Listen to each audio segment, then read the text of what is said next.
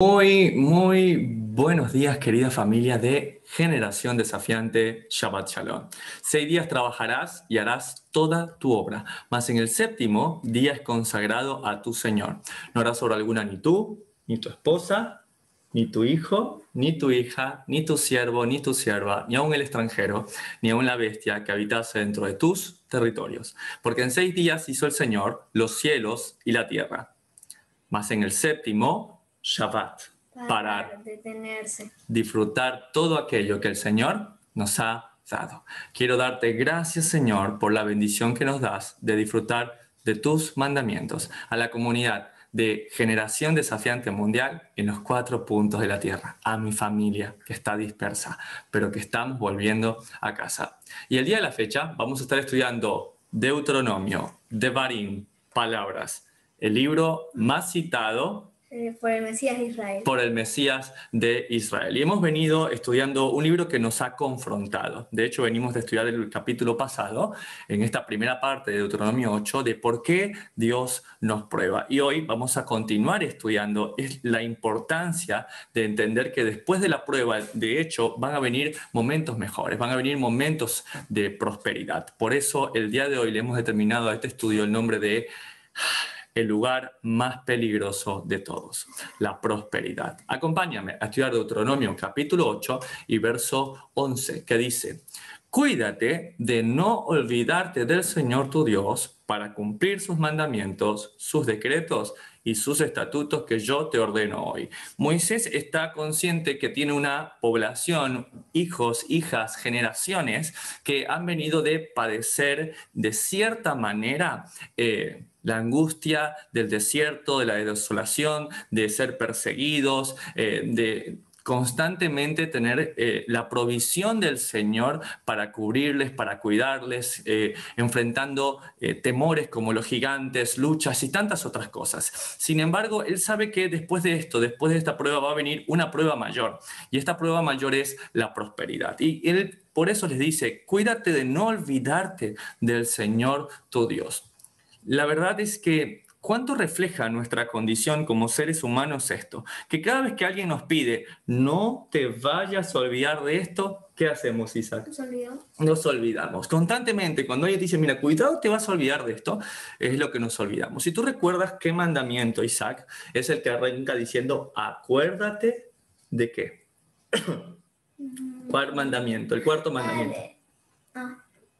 Acuérdate del día de reposo para santificarlo. Y justamente este cuarto día, que es el día de reposo, en la cual nosotros deberíamos acordarnos constantemente, que es el mandamiento, prácticamente el único que arranca así, es el que hemos olvidado. Este mandamiento no solamente que es una bendición para la casa, para nuestra esposa, para nuestros hijos, sino que es el momento de bendecir a Dios. Es cuando exaltamos la palabra de Dios. Ese momento cuando le demostramos a Dios que Él es especial, y es el momento de hecho donde nuestras familias van a aprender. Entonces, ¿cómo hago para no olvidarme de Dios? ¿Cómo hago para cuidarme, no olvidarme del Señor? Pues guardando sus mandamientos. Esa sería la forma ideal, ¿sí?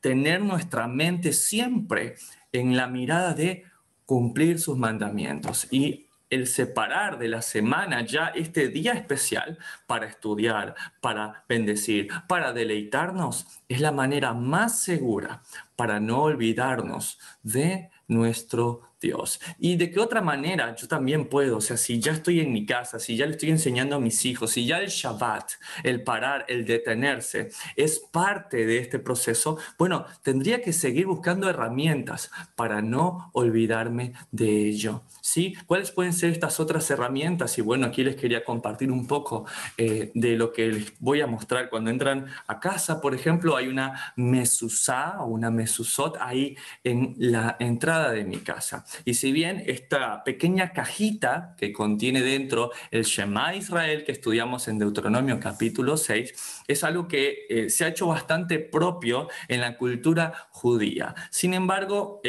quiero que soy muy enfático en esto, en decir que nosotros estamos llamados a volvernos a Dios, volvernos a su palabra y no volvernos al judaísmo. Sin embargo, hay muchas tradiciones y eso es parte de quitarnos ese antisemitismo, es decir, todo lo judío está mal. Claro que no, si bien nosotros no estamos de acuerdo con las leyes orales, las interpretaciones de los rabinos, bendecimos a la casa de Judá, bendecimos a nuestros hermanos y hay ciertas cosas que, wow, tienen un gran valor cuando son tomadas de la palabra de Dios.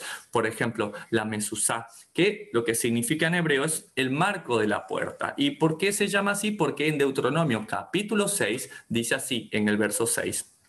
Y estas palabras que yo te mando hoy estarán sobre tu corazón. ¿Cuál? Bueno, las que estudiamos. Shema Israel, Adonai Eloheinu, Adonai Echad. Escucha Israel, el Señor tu Dios, el Señor uno es. Verso 6.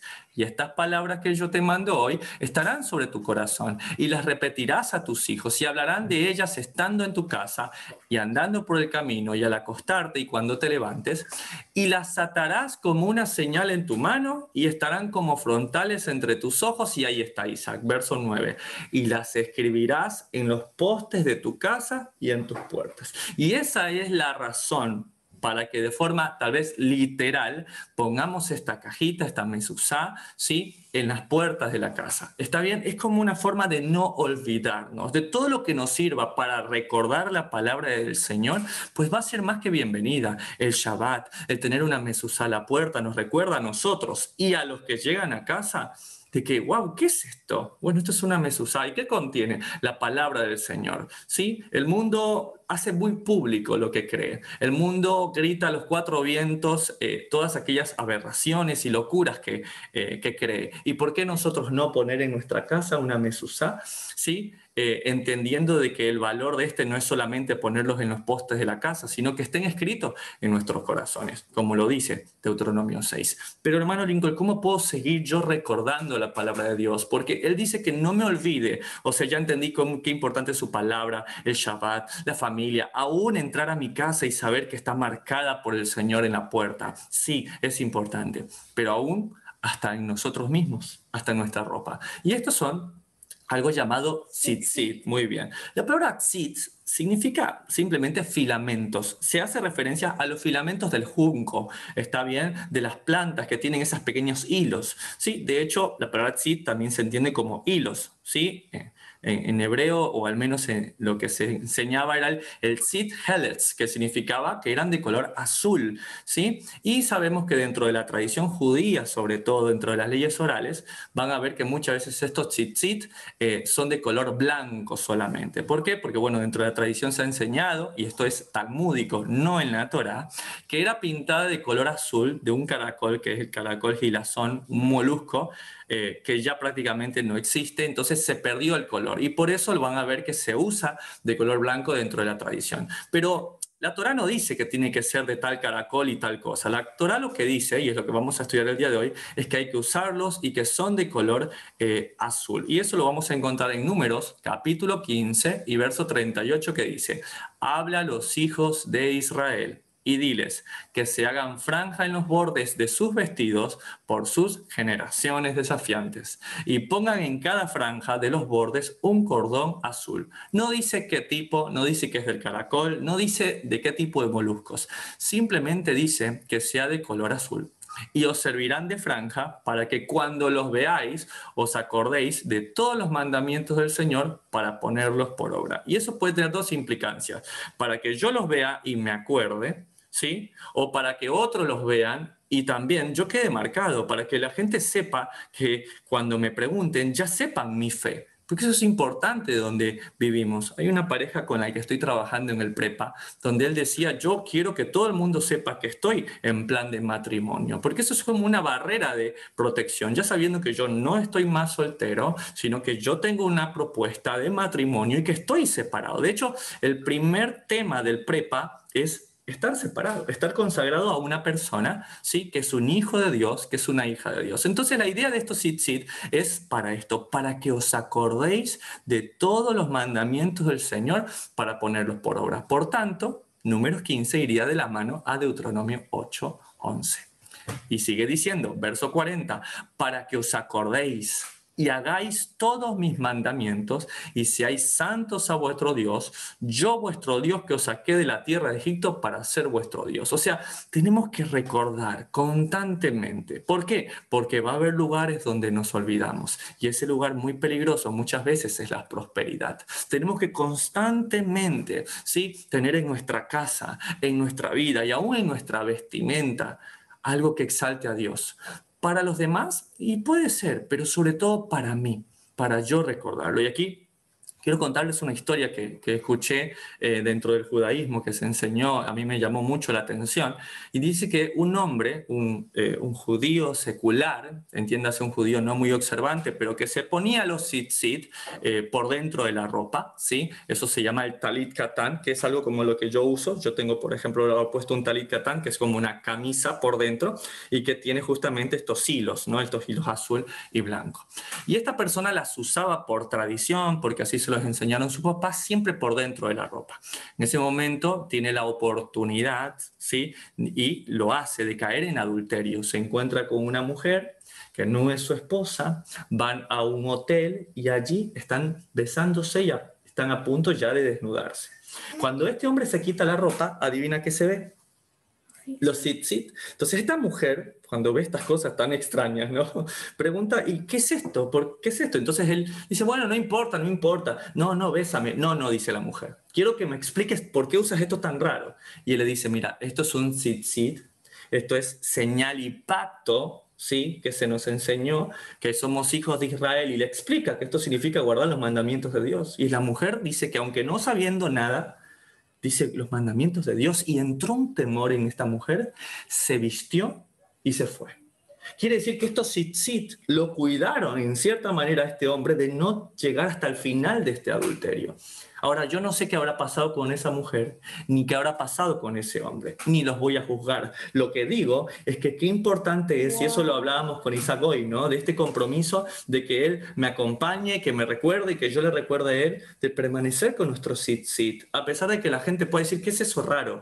No importa, hijo. Lo importante es saber que esto ayuda ¿para qué? Para que os acordéis y hagáis todos mis mandamientos y seáis santos a vuestro Dios. Y la palabra santo, hijo, es la palabra apartado.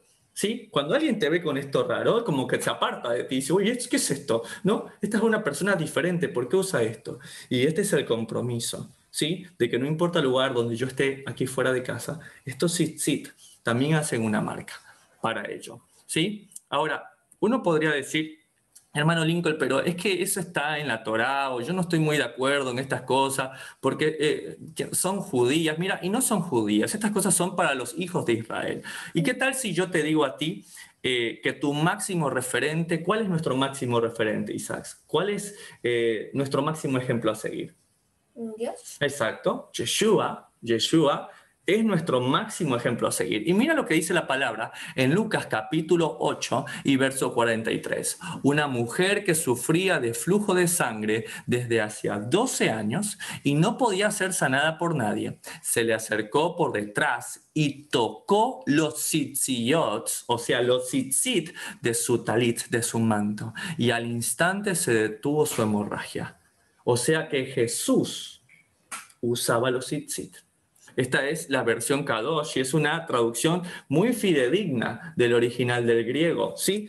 Jesús usaba estos tzitzit. ¿Y por qué la mujer los tocó? Porque ya lo dice en Malaquías, que el manto o estos tzitzit son como alas y que el Mesías traería en sus alas sanidad. Entonces esta mujer, recordando esa promesa, los tocó en su tzitzit. Se había traducido por mucho tiempo por el borde de su manto, pero no, es esos tzitzit donde esta mujer se tomó. ¿No es suficiente, Isaac, que ya esté en la Torá y que además nuestro máximo ejemplo, Jesús, los haya usado?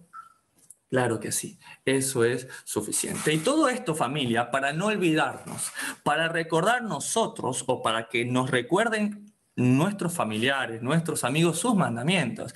Y si te está costando todo esto, queremos acompañarte en Generación Desafiante, queremos crecer juntos y por eso es la invitación constante en los grupos a los tiempos de oración, ¿sí? Los tiempos de la mañana, los tiempos de la tarde, los tiempos de la noche.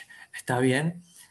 Queremos que constantemente tengas el recuerdo de su palabra, que sepas que hay un Dios que te está esperando constantemente en los tiempos de oración, a los cuales te invitamos a que también los realices. Queremos que crecer juntos, queremos que tengas palabra de Dios constantemente en cada desayunando con los proverbios, sí, que constantemente te sirva para recordar, para estar pendiente, que no importando tu situación, sí, sepas que siempre hay palabra de Dios, siempre hay alimento cerca de ti. Cerca de ti. Queremos acompañarte en los grupos también. Claro que sí. Queremos acompañarte como en Ser Sansón. No basta. Un tiempo entre varones, un tiempo donde estudiamos Proverbios, Eclesiastés, el libro de Job, donde vamos a estar constantemente motivándonos entre varones a entender que no basta ser fuerte, no basta ser demasiado inteligente y brillante, porque todo ello, si no va acompañado de la palabra de Dios,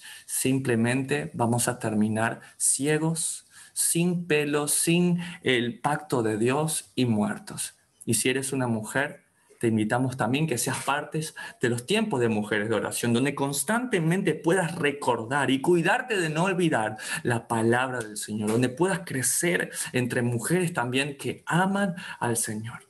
Y ¿sabes qué? Si eres una familia, queremos que seas parte de esta comunidad, de los tiempos de los salmos, donde crecemos, donde estamos, donde estudiamos juntos la palabra del Señor. Tal vez esta es la manera también que podemos ofrecerte de cuidarte, de no olvidarte del Señor tu Dios. ¿Para qué? Deuteronomio 8:11 lo dice. Cuídate de no olvidarte del Señor tu Dios para cumplir sus mandamientos, sus decretos y sus estatutos que yo te ordeno hoy. No suceda que comas y te sacies y edifiques buenas casas en que habites y tus vacas y tus ovejas se aumenten y la plata y el oro se multiplique y todo lo que tuvieres se aumente. Quiere decir, y que aumentan tus casas, tus autos, tu PlayStation, sí, tus juegos. O sea, que en Dios te empiece a prosperar y que nos empiece a ir muy bien económicamente y que en vez de vivir, por ejemplo, en este departamentito tan chiquito, En realidad me gusta. te gusta, pero vivir en una casa con más cosas, con muchas otras posesiones, no sea, Isaac, que nos aumente el Señor y pase el verso 14, y se enorgullezca tu corazón y te olvides del Señor tu Dios, que te sacó de la tierra de Egipto, de casa de servidumbres. Bienvenidos al lugar más peligroso de nuestras vidas, el momento cuando somos prósperos. Y viene Moisés y lo dice, porque sabe que todos indefectiblemente vamos a tener un momento de prosperidad. Pero ten mucho cuidado de no enorgullecerte, de no olvidarnos del Señor nuestro Dios. ¿Por qué? Porque la prosperidad, tristemente, hermanos, produce tibieza, ¿sí? Perdemos la desesperación y la angustia por su presencia. Qué idílico, ¿no? Qué llamativo que cuando somos fuertes en lo terrenal, nos terminamos volviendo débiles en lo espiritual. Sin embargo, cuando somos débiles, necesitados en lo terrenal, cuando aparentemente las cosas no van bien, entonces somos fuertes en el espíritu, somos fuertes porque necesitamos a Dios. O al menos eso le dice el Señor a la iglesia de la Odisea. En Apocalipsis capítulo 3 y verso 14 dice: y escribe el ángel de la iglesia en la Odisea. Recuerden que cuando estudiamos ya el libro de Apocalipsis, yo les comentaba que podíamos dividir el mensaje de las iglesias en literal iglesias históricas, en iglesias por ejemplo, como esta, multitudinarias, con gran show, con mensajes bonitos, cómodos, muy superficiales y que siempre hablen de tú puedes, vamos, el Señor te ama y no se confronta el pecado, no se habla de la ley de Dios, solamente se habla de un Dios bueno del Nuevo Testamento y un Dios apático en el Viejo, ¿sí? Pero también puede hablar de personas, ¿sí? Que estamos muy contentas llevando una vida así, una vida superficial, alejada de la palabra de Dios, cumpliendo un horario, sí, en la congregación, pero sin tener un real cambio de su palabra en nosotros. He aquí el amén, el testigo fiel y verdadero, el principio de la creación de Dios dice esto, Yeshua: yo conozco tus obras, que ni eres frío ni caliente.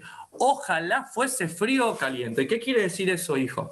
Ojalá fuese, ¿qué dice que no eres frío? O sea, que no eres una persona que no quiere saber nada de Dios. Pero tampoco eres caliente, que eres una persona que quiere darle su vida a Dios. Es una persona que dice, bueno, yo amo a Dios. Entre medios. Exacto, entre medio. Yo amo a Dios, pero no quiero guardar sus mandamientos. Ay, yo creo en Dios, pero eso de guardar el día de reposo no me parece. Yo amo a Dios, pero a mí me gusta comer rata y murciélago y cerdo. Esas otras cosas no me gustan. Eso es ser tibio, es decir, a unas cosas sí o a otras cosas no. Increíblemente, Dios prefiere o que tú no quieras saber nada de Él para que cuando Él se te aparezca, tú realmente te conviertas de todo corazón o que tú realmente seas apasionado por el Señor. El Señor te quiere de un lado o del otro, pero no te quiere en medio. Y Él dice, ojalá fueses frío o caliente. No lo digo yo. Verso siguiente, 16. Pero por cuanto eres tibio y no frío ni caliente, te vomitaré de mi boca. ¿Y qué es una persona tibia? Pon atención, Isaac. Porque tú dices, yo soy rico y me he enriquecido y de ninguna cosa tengo necesidad. Por eso, Isaac, la prosperidad es el lugar más peligroso donde podemos estar. Porque sabes que cuando tú tienes necesidad de algo, sí, tú oras a Dios. ¿No? Estás enfermo. Yo me enfermo, por ejemplo. ¿Tú cómo orarías para que yo me sane? ¿Sí? Muy fervientemente. Padre, aquí estoy, Señor, yo te pido. Y tienes una comunión con Dios. Pero como nadie se enferma en casa, podríamos estar tentados a no orar. Por ejemplo, si hay necesidad económica en casa porque nos falta algo para comer, ¿cómo oraríamos? Desesperados, Señor, tú eres nuestro alimento, ayúdanos. Pero si no falta nada en casa, ¿cómo estaríamos? Yo daría gracias porque tengo mucha comida. Muy bien, perfecto, tú te darías gracias, pero normalmente la tendencia nuestra es olvidarnos de Dios. Y aquí justamente Yeshua le dice, eres tibio porque dices, de ninguna cosa tengo necesidad. Y no sabes que tú eres un desventurado, miserable, pobre, ciego y desnudo. Y es interesante, Isaac, es muy interesante que mientras muchas personas dicen, mira, yo tengo mucho dinero, yo no tengo necesidad de estar orando a Dios o pidiendo cosas a Dios porque a mí me va bien.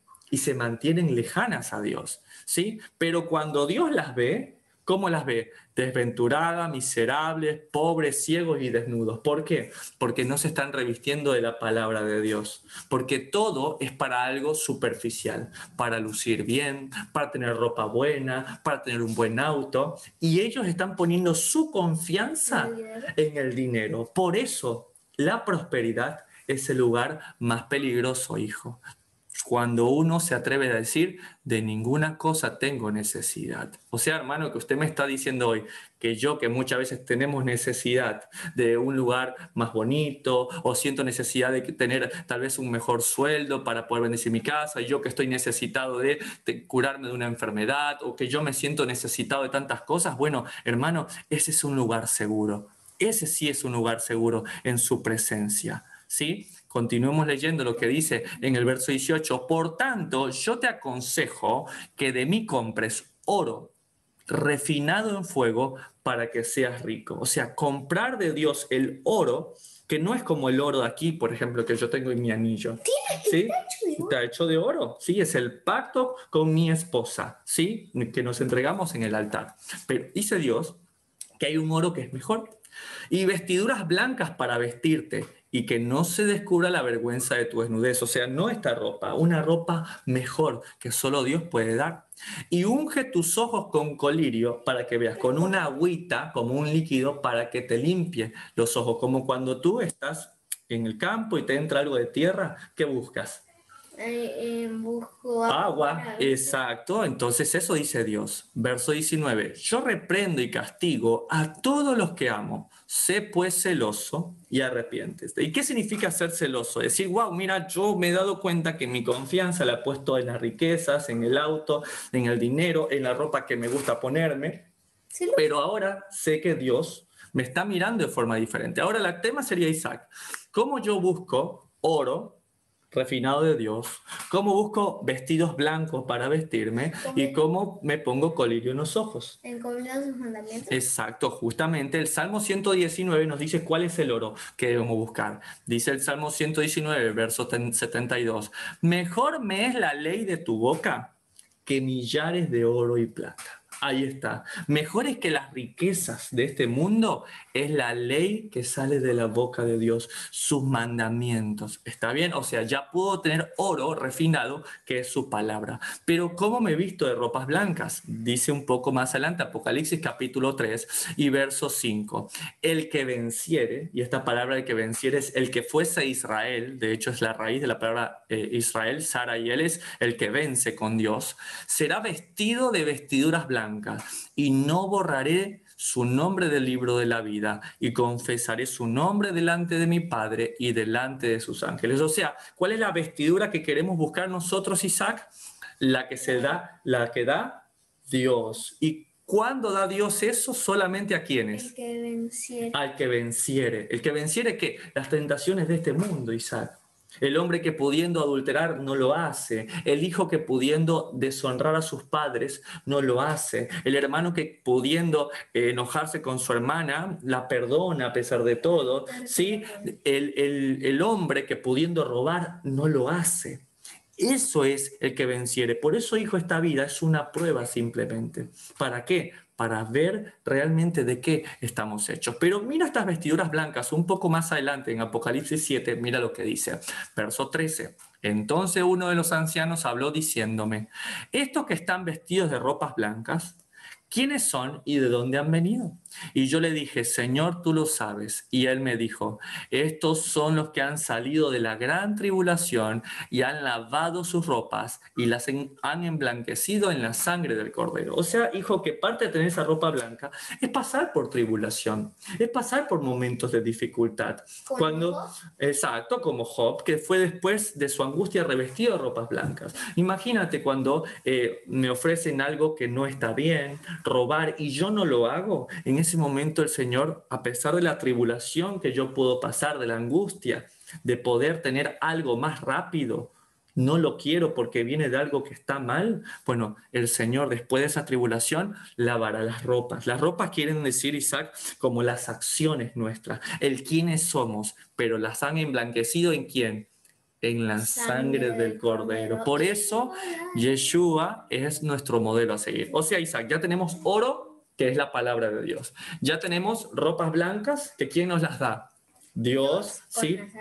Con la sangre del Cordero. Pero ahora nos faltaría, después de esto también, ya tenemos oro, tenemos ropa, ¿sí? Pero nos falta algo muy importante, limpiar nuestros ojos con colirios. Como esa canción que le hemos cantado que dice, abre mis ojos, oh Cristo, abre mis ojos, te pido, yo quiero verte. Esa canción la cantábamos mucho cuando veníamos de un contexto cristiano evangélico, por eso tú no la conoces.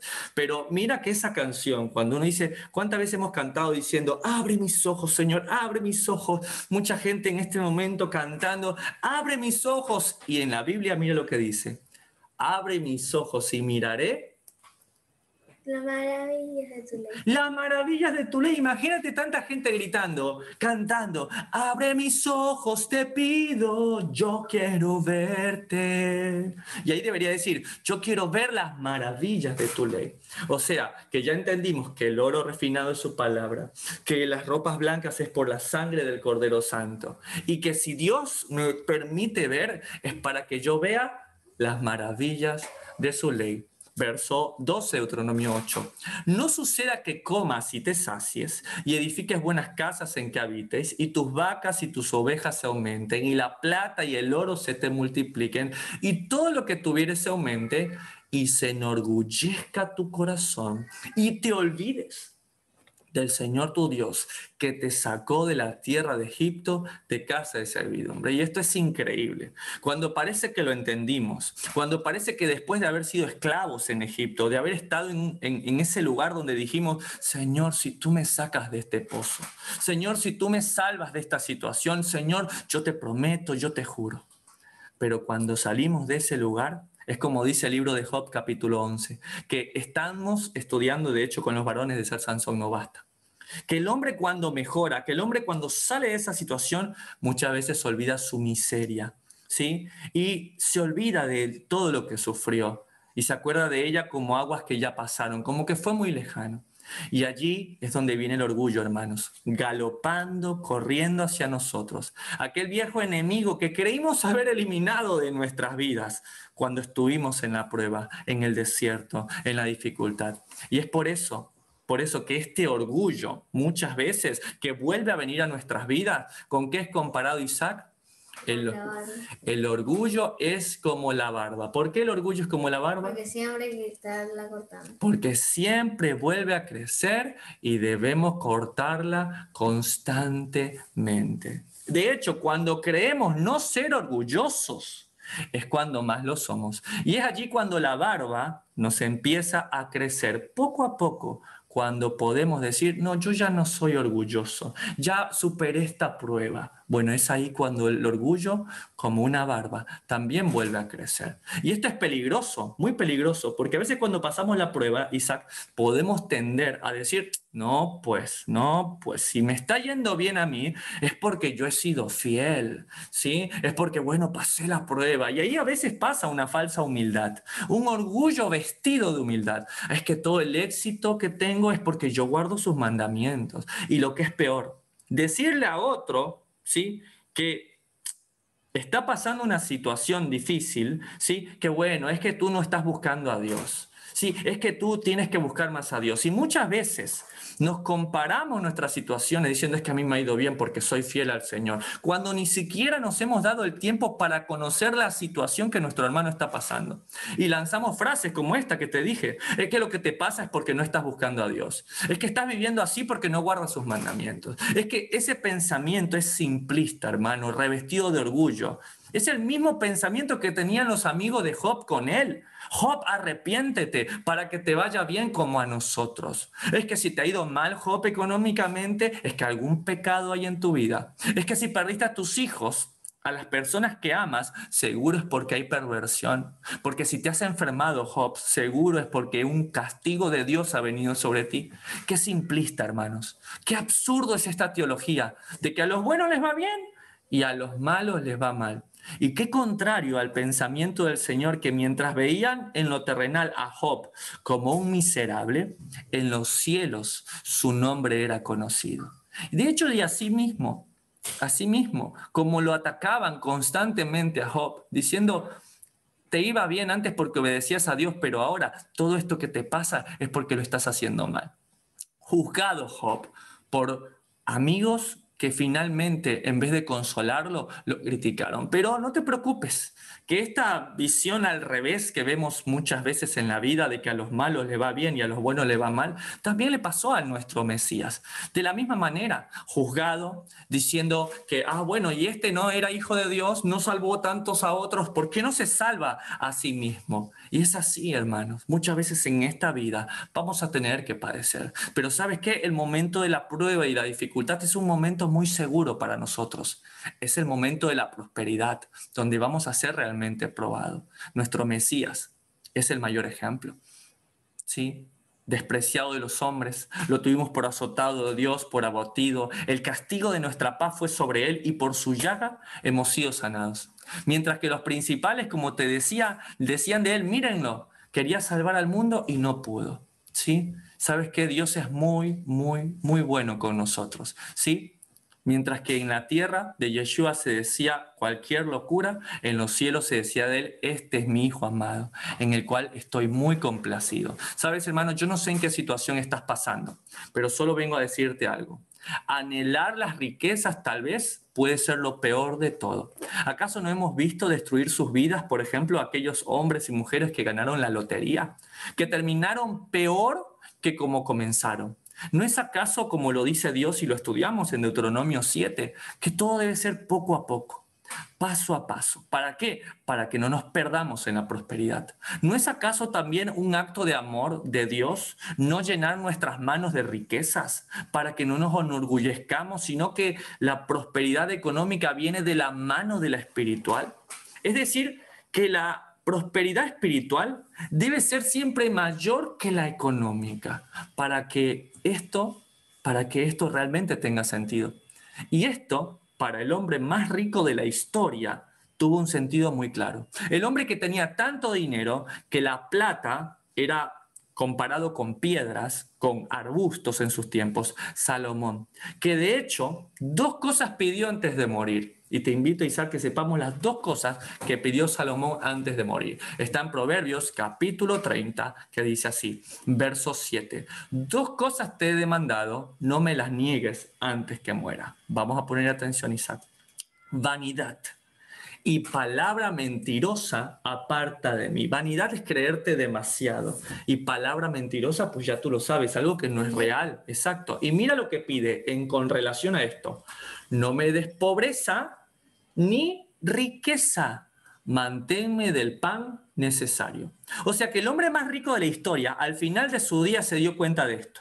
Que la pobreza era algo de no desear, pero que la riqueza también lo es, hermano, hermana. La riqueza también es una trampa. Y entonces, hermano Lincoln, bueno, es el pan de cada día, como dijo nuestro Dios, lo único que necesitamos. ¿Y cuántas veces hemos dicho de forma de queja, ay, solamente me alcanzó hoy para comer, no sé si para mañana? Y con esto no estoy diciendo que no seamos previsores, planificadores astutos, ni hombres y mujeres con proyectos. No. Lo que digo es que lo que le hemos llamado maldición en la Escritura nos muestra que es bendición. El departamento que alquilas, a pesar de que no sea tuyo, es de tremenda bendición. La comida que te alimenta hoy, a pesar de que no sea abundante ni ostentosa, es de sublime bendición. Que el hecho de que hoy te consideres, ¿sí? Que no estás en la calle, pobre y menesteroso, ¿sí? Es de gran bendición, pero de mayor bendición el hecho de no ser millonario, hermano, de no estar rodeado de lujos, porque eso puede provocarte lo que sigue diciendo el predicador en el verso siguiente, verso 9, no sea que me sacie y te niegue y diga, ¿quién es el Señor? Por vanidad, por las riquezas. O que siendo pobre, hurte y blasfeme el nombre de mi Dios. Te invito entonces a que demos gracias, hermano. Gracias, Señor, porque tengo una cama donde dormir, agua para beber, vestido para vestir. O parafraseando a Salomón en la Biblia del latinoamericano habla hoy, ¿sabes qué, Señor? No me des autos, casas, riquezas, pero tampoco pobreza, enfermedad, hambre. Dame para el colectivo, para el bus, para el tren, para el micro, fuerza en mis piernas para salir en la bicicleta, la porción justa de alimentos para cuidar mi templo, el trabajo ideal para servir a los demás, sin que ello me separe de mi familia. Es que a veces, hermano, ese ascenso que tanto estás esperando no llega porque el Señor sabe, Él nos conoce y ve que ello nos apartará de nuestra familia y de lo importante, que estaremos tentados a decir como a los tercos, es que lo que hago lo hago por mi familia, ¿sí? Pero papá, ¿por qué no viniste? Todo lo que hago lo hago por ustedes. ¿Y sabes qué? Muchas veces nos partimos el lomo, la espalda todo el día para darles a nuestros hijos lo que necesitan. Y lo único que sí verdaderamente necesitan nuestros hijos somos nosotros. Te amo, hijo. Deuteronomio 8, verso 14 dice, y se enorgullezca tu corazón y te olvides del Señor tu Dios, que te sacó de tierra de Egipto, de casa de servidumbre. Y este es por esto el peor lugar donde podemos estar, la prosperidad. Y lo terrible de olvidarnos o de hacernos los olvidados de dónde nos sacó Dios, no es solo por el hecho, hermano, del orgullo con que vemos nuestra vida, sino también con la falta de misericordia con la que empezamos a ver la vida de los demás. Nos subimos como a un lugar de superioridad del cual nosotros solitos nos pusimos, desde donde la caída va a ser más fuerte y más dolorosa, sino que también es un lugar muy solitario, hermano. Y para crecer no hay nada mejor que en comunidad. El hecho de creernos que ya llegamos, ¿no? Que ya somos superiores que los demás, y pensar que ellos, es que no están a mi nivel espiritual, ¿sí? Realmente es muy peligroso porque te vas quedando solo. Y sabes qué, eso también es orgullo. Qué importante estar constantemente recordando nuestra condición inicial, hermano, para no olvidarnos de dónde nos sacó el Señor. Y esa es mi pregunta para ti. Por un momento pensemos, te invito a que recordemos juntos, ¿de dónde nos sacó el Señor? Egipto. ¿Sí? Y aún más importante, excelente Isaac, ¿de dónde nos sigue sacando una y otra vez? Es que muchas veces, Isaac, podríamos decir, es que Dios me sacó de Egipto, pero muchas veces no nos ha sacado el Egipto del corazón, ¿sí? Y constantemente creemos que eso ya fue historia pasada y caemos en orgullo, en vanagloria, en ira, en problemas, en contienda. Uno podría decir, hijo, no, es que ya Dios me amó y me ha salvado, pero a veces nos enojamos. Sí, a veces caemos en ira, en contiendas, en problemas. ¿Y ahí estaremos en Dios? Claro que no. Y Dios nuevamente va por nosotros. ¿Sí? Y es en ese momento donde a veces nos creemos que ya no lo superamos, es donde viene la prueba de Dios, hermano. Solo para demostrarnos que somos carne, barro, y que no olvidemos nuestra condición humana, pecadora, con tendencia al mal. Sabes, hermano, cuánto necesitamos al Señor y por ende cuánta misericordia debemos tomar de parte de Él. ¿Para qué? Para que cuando encontremos a otro que peca como nosotros, que tiene dificultades, que se equivoca y que aún en el error desean de salir de allí, ¿cómo nosotros no vamos a ser los instrumentos para bendecir, hermano? Para ayudar. Es como el ejemplo que les puse hace algún tiempo atrás, no sé si tú te acuerdas, Isaac. Nosotros tenemos dos formas de andar por la vida, ¿sí? Con respecto a nuestro trato a los hermanos. Podemos andar, ¿sí? Como ambulancias, es decir, constantemente estar para el que necesita, para el que sufra. ¿Sabes, hijo? Cuando yo empecé a hacer mis primeras prácticas en el hospital, muchas veces cuando llegaba alguien, por ejemplo, un ladrón, ¿sí? O alguien que hacía maldad, muchos se escuchaba la voz de decir, bueno, no le pongas anestesia. No le pongas anestesia cuando lo suturas. ¿Por qué? Porque hizo algo mal. Pero sabes que nosotros como médicos, suturar es coser la piel porque se había dado un golpe y tenía alguna lastimadura en el cuerpo. Y muchas veces decía, no, cóselo sin anestesia. ¿Sí? Pero sabes que nosotros como médicos no estamos para juzgar, estamos para aliviar el dolor. ¿Sí? Por tanto, para darle a esa persona la mejor atención que yo pueda darlo, porque Dios juzga y nosotros amamos. Tú puedes andar así por la vida, como una ambulancia, viendo a quién ayudar, pero también puedes andar por la vida como una patrulla de policía, ¿sí? Juzgando a las personas, ¿sí? Estando buscando sus errores. Pero recuerda, hijo, si hay una frase que quiero que siempre recuerdes de mí, es que Dios juzga y nosotros amamos. Y yo con esto no estoy diciendo, hermanos, que muchas veces no tengamos que obrar de forma justa, discernir entre una cosa y otra, ¿sí? Y juzgar. Pero lo que digo que esa no debe ser nuestra actitud constante ni primera, ¿sí? Porque luego nos volvemos como implacables de cuando nos ponemos como en una posición de orgullo y de andar juzgando a los demás. Yo no sé si tú te acuerdas, Isaac, cuando vimos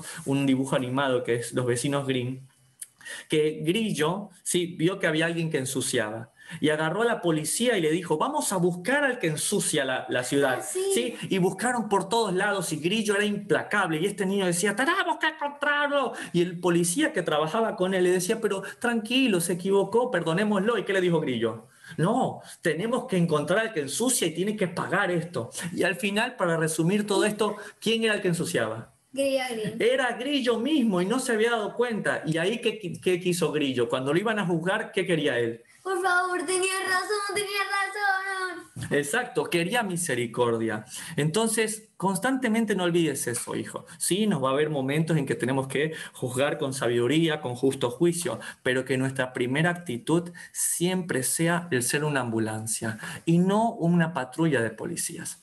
Entonces, lo que nos enseña este pasaje de Deuteronomio claramente es, y volviendo a este tema, es no te olvides que te sacó de Egipto, no te olvides que no tenías nada, que no eras absolutamente nadie, sin Dios, sin esperanza, sin sueños, hermano, que no merecías perdón, ni antes ni lo merecemos ahora, que lo que recibimos fue por gracia, que aunque en esta tierra tú puedas ser considerado justo o justa delante de los hombres por las obras de Dios, sabes que delante del Señor, en los cielos, todos saben que lo bueno que has podido alcanzar o ser es porque Dios te ha concedido su favor. No te enorgullezcas, no nos enorgullezcamos. Es como lo que debía decir cada israelita cuando llegaba al templo. Ya cuando estaba Israel como nación, cada israelita, a pesar de ser pura sangre, a pesar de ser descendiente de Abraham, cuando llegaba al templo, según Deuteronomio 26, debía decir esto, verso primero. Entonces hablarás y dirás delante del Señor tu Dios, mi Padre, un extranjero, pereciendo de hambre, descendió a Egipto y peregrinó allá siendo pocos. Y allí creció en gente grande, fuerte y numerosa. O sea, aún el israelita, que era nacional, que vivía allí, cuando iba, tenía que reconocer que su padre era un extranjero, que tenía hambre y que no tenía nada. Y que Dios le dio todo. Entonces, si tú recuerdas que tu padre era un extranjero hambriento, ¿tú qué pensarías, Isaac, cuando llegue otra persona que es extranjera y es hambrienta? ¿En qué pensarías? ¿Darle algo de comer? Exacto, en tu padre que era igual. Entonces, qué importante es acordarnos del Señor, el alejarnos del orgullo. ¿Por qué? Porque el lugar muchas veces más peligroso, hijo, es la prosperidad. Es el lugar donde nos creemos que tenemos un lugar donde podemos caer en el orgullo.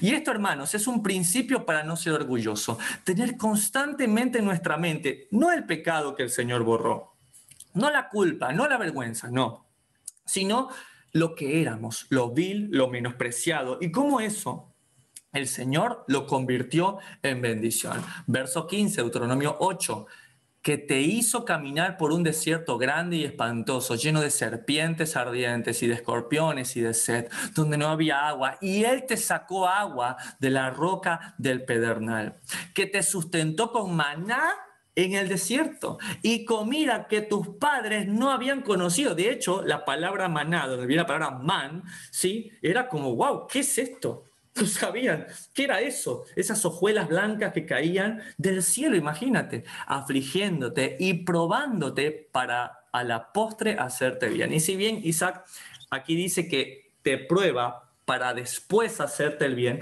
a mí me gustó mucho que usaron la palabra postre. ¿Por qué? Aquí dice para a la postre, ¿sí? ¿Y qué es el postre, Isaac? ¿Cómo que la postre? A la postre, ¿qué es el postre?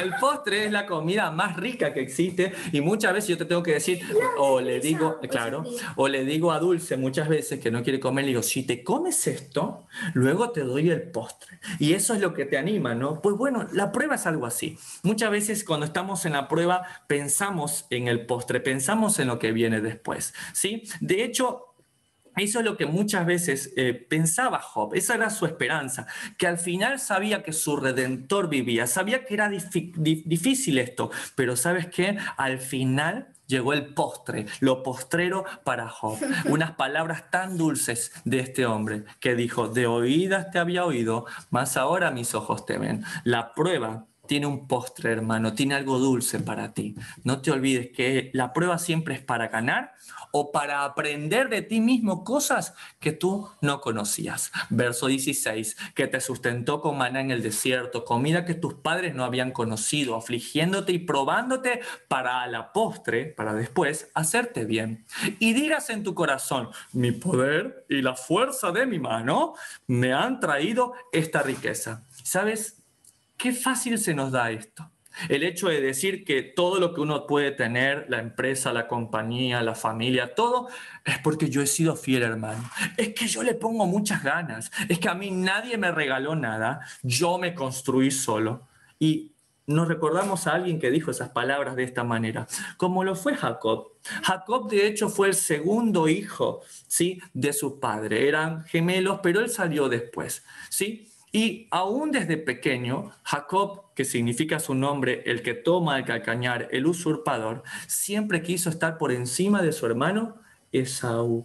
Y él luchó siempre por eso, por el tener el lugar en su casa. De hecho, tú sabes la historia de cómo este hombre, diciendo, bueno, yo no tengo el lugar en mi casa, no he sido el primogénito. Bueno, ¿qué hizo? Le negoció la primogenitura dándole un ¿qué? Un plato de guisado, ¿está bien? De guiso, sí, como una especie de estofado, ¿está bien? Y así negoció la primogenitura. Jacob siempre sintiendo que se construye solo. Sí, he sido el segundo, pero me he ganado el puesto en mi casa, me he ganado la primogenitura. Luego va y engaña a su padre para tomar la bendición, siempre diciendo, a mí nadie me ayuda, soy el segundón, pero yo voy a luchar. Y después de eso, tiene que viajar y huir, desde Beersheba hasta Aram. Y allí, mira cómo andaba, dormía en el campo, una piedra era su almohada. Sin embargo, ¿quién estuvo ahí para bendecirlo? El Señor. De hecho, cuando él vuelve de estas tierras con familia, con un montón de cosas, ¿sí?, Jacob se sintió tentado a decir esto mismo. Bueno, ha sido mi fuerza, ha sido mi mano, todo esto ha sido por mi provisión. Y de hecho hemos estudiado este capítulo, Isaac, de cómo Jacob, según lo que muchas veces hemos leído, dice que luchó con el ángel, peleó con el ángel del Señor. Pero ya hemos entendido, y los que quieran aprender un poco más, les invitamos a que hagan el curso básico, cómo Jacob peleaba en el aspecto de que por su carácter, él no podía reconocer que el Altísimo gobernaba. Jacob decía, no puedo entender de que me digas que tengo un propósito para mí porque Dios lo ha querido así. Si yo he tenido que luchar constantemente por la aprobación de mi padre, por la bendición de la casa, aún mi suegro, sí, ha querido engañarme. Pero ¿sabes qué? Lo que entendimos finalmente es que en la Escritura dice que cuando él luchaba con el ángel por única vez le tocó el muslo y lo descoyuntó, le sacó la cadera prácticamente, para que me entiendan. Y fue en ese momento de dificultad, de prueba, donde ya no se vio próspero físicamente, donde ya se vio realmente en bancarrota espiritual, postrado delante del ángel del Señor, cuando él dijo realmente, ¿sabes qué? Yo reconozco que el Señor es soberano, reconozco que no ha sido mi mano, reconozco que no ha sido la fuerza que Dios me ha dado, que he creído que ha sido mi propia fuerza la que me ha dado todo. Ha sido el Señor. Y es en ese momento postrado, rendido, reconociendo a Dios, cuando su nombre, Jacob, el que hace las cosas a su manera, el que roba, el que usurpa, el que engaña, es transformado a Israel. ¿Qué significa? Gobernado Por Dios. Gobernado por Dios. ¿Sabes que no ha sido nuestra mano, hermano? Ha sido la mano de Dios que te ha puesto todo, ¿sí? Aún esas ideas, aún el deseo por salir adelante, aún todos esos contactos, el que hayas estudiado, el que te ha dado esa familia, todo lo ha hecho Dios. Todo eso lo ha hecho Dios. Y por eso el verso 18 dice, acuérdate del Señor tu Dios, porque Él te da el poder para hacer las riquezas, a fin de confirmar su pacto que juró a tus padres como en este día. Es que, hermanos, es tan absurdo creer que nuestros talentos, que nuestra inteligencia nos traen las riquezas. A veces decir, es que yo soy muy hábil para los negocios, por eso es que me ha ido bien. No, hermano, lee conmigo el verso 18 otra vez, ¿sí? Porque Él te da el poder para hacer las riquezas. Él te ha dado el poder. Y si a veces soy muy enfático, hermanos, con estos temas, lejos está de mí que alguien piense, es que me lo dice a mí el hermano. No, claro que no. ¿Sabes por qué soy enfático? Porque este estudio primero es para mí. Primero es para que me quede muy, muy claro, ¿sí? Que todo lo que yo pueda obtener y lo que he obtenido no ha sido nada más que por la gracia y el favor de Dios. Yo que he sido un extranjero, hambriento, sin nada, sin promesas, sin Dios. Y Dios me lo ha dado absolutamente todo. Me ha dado el amor de mis padres, me ha dado la inteligencia para poder estudiar, para poder llegar lejos. Ha sido Dios quien me ha dado el amor de mi esposa, me ha dado el respeto de mis hijos. Es Él, simplemente es Él. Ahora, si tú también quieres reconocerlo en este camino en el que estás, yo te invito a que juntos podamos decir Deuteronomio 8, verso 18, pero vamos a leerlo juntos en esta versión que es particularmente mía, que me gustaría que la podamos repetir todos juntos. Verso 18, Deuteronomio 8, todo lo que tengo, todo lo que poseo y todo lo que recibiré es porque el Señor, mi Dios, me da el poder para hacer las riquezas, a fin de confirmar su pacto que juró a mis padres. Señor, todo te pertenece a ti. Lejos esté de mí, Señor, que en el momento cuando tu prosperidad llegue, yo me olvide de tu amor, me olvide de lo que era. No, Señor. Prepárame para que cuando esté en el lugar más peligroso llamado prosperidad, yo no me olvide de ti, Señor. Que sean los tzitzit que me pongo, la mezuzá de mi puerta, los 3 tiempos de oración, el desayunando con proverbios, que sean los tiempos de hombres, los tiempos de mujeres, los salmos, ¿sí? Constantemente recordándome, que sea cada Shabbat, cada estudio, el que realmente me mantenga cerca. ¿Sabes? Un amigo muy querido me dijo algo en estos días. Me dijo, tú eres la suma de las 5 personas con las que más compartes. Y qué bueno que las 5 personas que más comparto sean mi esposa, sean mis hijos, sean mis hermanos. De ser Sansón no basta. ¿Cuáles son esas 5 personas para ti? porque eres el resultado de ellas.